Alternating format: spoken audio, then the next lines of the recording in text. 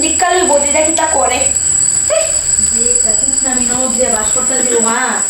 সারাদিন খালি বকবকে আমার পিছে লেখা থাকবো এমনি হয়েছে না স্নান করে জানি বাথরুমে জামাটা পর্যন্ত লেখা দেয় প্লিজ বৌদি দুয়া দিলে মানে মুখে তো মধু বাইয়া পড়ে বুঝছো নি আর খাওয়ানোর লাই বৌদি এমনি হয়েছে না এটা কিতা জানছো এটা একটু কম হয়েছে মার মার কাছে গিয়ে গুল্লা কইবো আমার কথা বুঝছো নি মেয়ে থাকলে দেখলো না তাই অবস্থাটা কেমন আমার আর সহ্য হইতেছে না আমি কবে যে যাইতাম বাড়িতে আমি শান্তি পেতাম আরে তুমি কোন সময় চাও আমি তো কোনো সময় এসি আয়ো আয়ো বউ আয়ো আমি কিতা বইতাম আমি বইতাম না কিতা তুমি তোমার মাদের ফোন করে কিতা বইছো এটা যা কইছি সব ঠিক কইছি কি ঠিক কইছি যা তারপর আমার কোনো বৌদি সহ্য করতো না আমার মতো বৌদি দিকটা পাইছো কিতা কিতা করছো দুই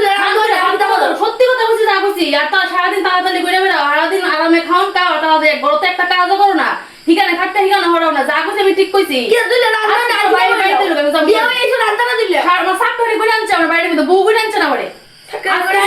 তোমার বাইরে এলো বাড়ির ভিতরে কিতা বাইরে বাইরে লোক কিতা বাইরে কিতা বলবা তুমি আগে আমরা